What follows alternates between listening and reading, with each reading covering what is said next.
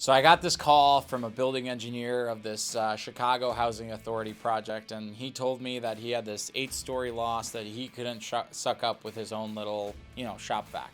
And I get there, and I remember being super excited. This was an awesome, large project, and it was a small-ish restoration operation at the time. So obviously a large loss. I thought this would have been a $500,000 mitigation job. It's very, very, very enticing. So I got there, we signed the work authorization, we signed all the paperwork, we agreed that we would bill everything, time and material, we established a drying plan, and we went to work. Now, what had happened was kind of a cool story. This guy had lit his trash bag on fire because he put a cigarette in a trash bag and then walked down the hallway with the trash bag on fire, threw it down the trash chute, which tripped this sprinkler system. And again, 8 stories all the way down. Like, we're talking about like 40 different units, and long hallways were all wet. And it was a really cool job. The place was a kind of like a elderly / assisted living facility for low-income people in the city of Chicago. Nonetheless, it was a moment for us to shine. We had like 60 people working around the clock, about 30 hours, and we had to climb up and down 8 flights of stairs, set up all of this equipment, and we did an awesome job. We called in one of our partners with large desiccants and generators, and they came in and set everything up, and it was just absolutely awesome. We really shined there, and there was a really large loss.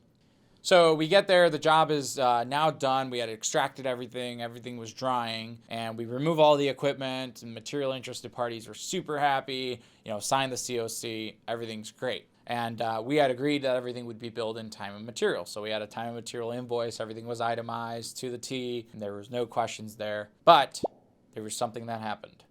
And that was, we found out that the CHA actually had insurance and filed a claim with their insurance company, and their insurance company had hired a consultant. So after we'd pulled out everything, the consultant goes out there, takes pictures, things like those. And actually, the consultant calls one of our competitors, and one of our competitors comes out to give a bid. When I heard that, I wasn't super worried because I was very close to this competitor. There were another large company within the Chicagoland area. We had this bond. This gentleman had showed us around his magnificent warehouse and everything like that. We were close. So I called the competitor up. I'm like, hey, just to let you know, if you have any questions or you think we did something wrong or you want to challenge us on anything, just let me know and let's handle it over a phone call and things like those before you submit your report to the insurance company. And the competitor was like, oh yeah, Alex, absolutely, everything for you, blah, blah, blah. So we're like, okay, great, everything's perfect. And then 45 days goes by. Dead silence. Nobody answers anything. We're like, uh-oh, started to get worried. And on the day 46, we got a itemized Xactimate bid from that said competitor for $60,000. Now, again, I didn't tell you how big the loss was, but any restorer would know that 8 stories, right, of water-damaged commercial property involving 80 people that were working around the clock, right, and desiccants and generators, there's no way in the world it could be that $60,000. So, I call that competitor up. I'm like, hey, what happened? Blah, blah, blah, blah, blah. And then that competitor was like, look, Alex, don't call me anymore. I don't want to talk to you anymore. If you want to sue the CHA, just go sue the CHA. My mouth dropped. I felt betrayed because, super close competitor, and literally $60,000 out of this potentially $500,000 project was the competitive bid.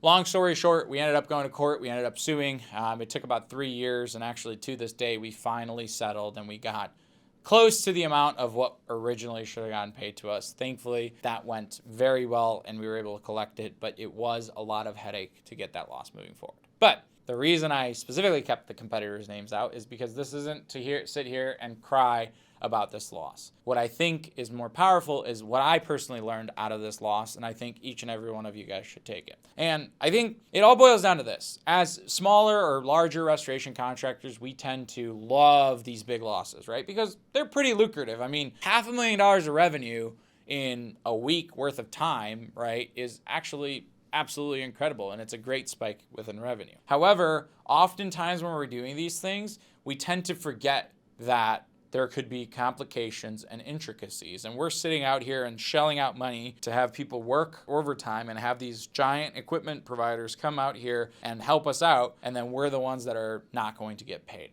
Before you take on the next large loss, just think about the risk. Like, this is a real life story, and there's a lot of restorers that have very similar stories, right? Are you ready? And is it worth taking on that loss knowing that you can go through this $3 million lawsuit to actually recover your funds? Are you willing to go through that? Or should you just go and sell another 10 to 15 residential losses? Just kind of keep that in mind. The other thing that kind of saved us is we had a line of credit. We made a relationship with a local bank, and we had about a $2 million line of credit that we could borrow money from. And we actually used that line of credit to pay off these equipment suppliers. And then we basically held onto the line of credit until we got paid and things like those. We also had a phenomenal attorney and all those things. So it was great. And then the last lesson that I learned from this is don't trust your competitors. I mean, as nice and as awesome as they can be, I definitely recommend being friendly, synergizing, and all of that, but also know that at the end of the day, your competitor is going to have their best interest.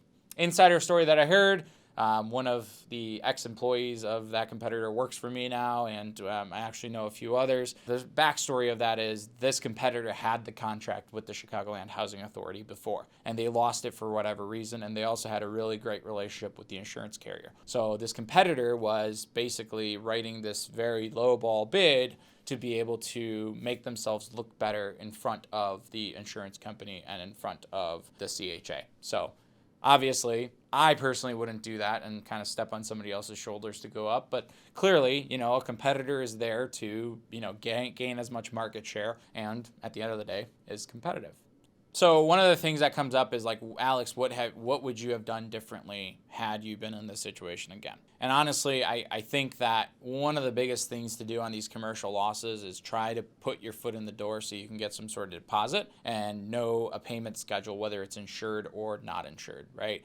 I mean, the CHA's got to have money. If they want our services, they should pay for them, right? And instead of waiting for insurance and subjecting myself to this competitor potentially lowballing me, I think the biggest mistake I did was I was drooling over this large loss, and I, avoided the basic principles of, hey, what are the payment terms? And in the contract, there should have been like, hey, they should be paid in net 30 or things like those. And even perhaps leveraging the fact that, we had equipment on there and saying, hey, if I don't get paid today, as we agreed, I'm going to pull my equipment off. Because essentially there were 30 units that we were drying this structure, and those people were in those units. So we were saving the CHA basically 30 units vacant for at least a couple of months if they were to actually leave out of there, right? Because mold would grow and things like those. Had I done things differently, that's probably what I would have done.